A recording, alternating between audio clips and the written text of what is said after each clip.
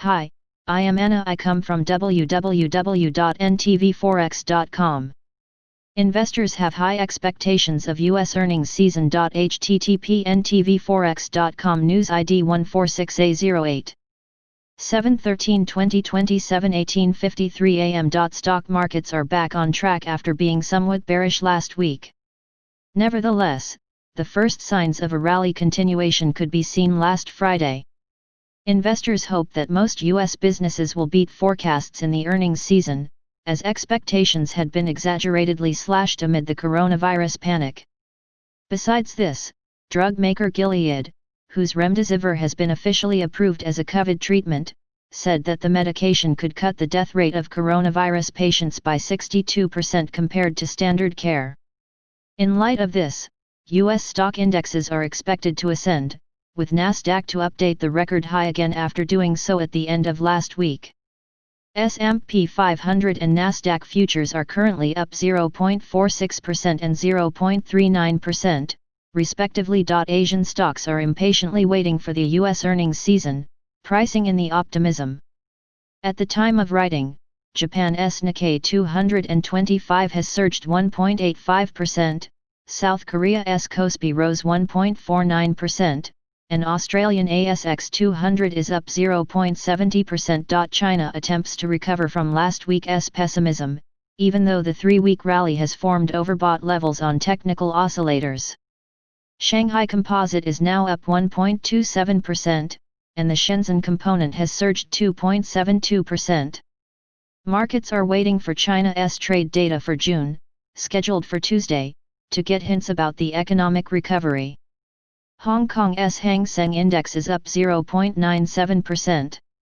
The financial hub's health authorities warned that the coronavirus situation is getting a bit out of hand, as the city confirmed 38 cases on Sunday. In fact, Sunday was quite gloomy in general, as the World Health Organization who confirmed a record surge in coronavirus cases over 230,000 in 24 hours.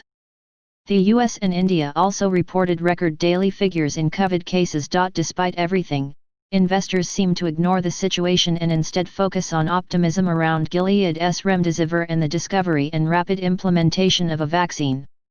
On top of this, markets are also pricing in more stimulus from central bankers. Confidence in positive reporting is triggering a short-term boost. Financial giants JP Morgan, Wells Fargo, and Citigroup are scheduled to report on Tuesday.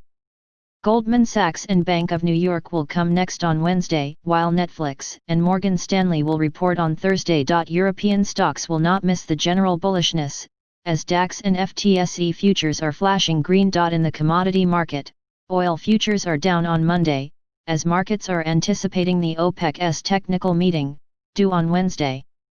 Investors expect the oil cartel to recommend a relaxation of existing cuts, which might reverse crude gains.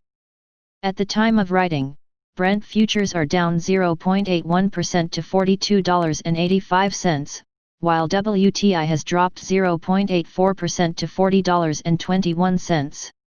On top of that, the record increase in the daily number of COVID cases might force many regions to extend lockdown measures, and that means lower demand for oil. On Friday, crude prices managed to secure generous gains after the International Energy Agency revised its oil demand forecast for 2020 upwards by 400,000 barrels per day. On the other side, the worsening COVID crisis is favoring gold, which maintains above $1,800. The metal is also a good refuge amid the political tensions between the US and China. U.S. President Donald Trump said last Friday that there would be no Phase 2 trade deal.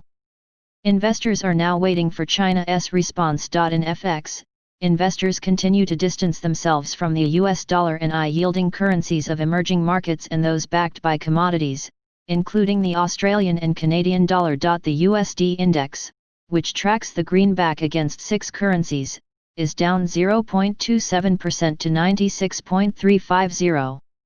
Investors are all into stocks right now, anticipating a favorable earnings season. Also, hopes for the development of effective COVID vaccines and drugs are backing the risk sentiment. The sterling is surging against the greenback and moderately up against the euro. Markets are waiting for the speech of Bank of England Governor Andrew Bailey, due later today. The Euro-USD pair is up 0.32%. Despite being plagued with crises, the euro is still a major attraction for the bloc's member countries that haven't adopted it yet. Croatia and Bulgaria got Europe's nod to enter the so-called waiting room to become part of the Eurozone. Romania hopes to be accepted next and become the 22nd country to join the single currency. Stay on top of the markets with Swissquote's News Amp analysis. Subscribe our channel to receive the news as soon as possible. Thank you for watching.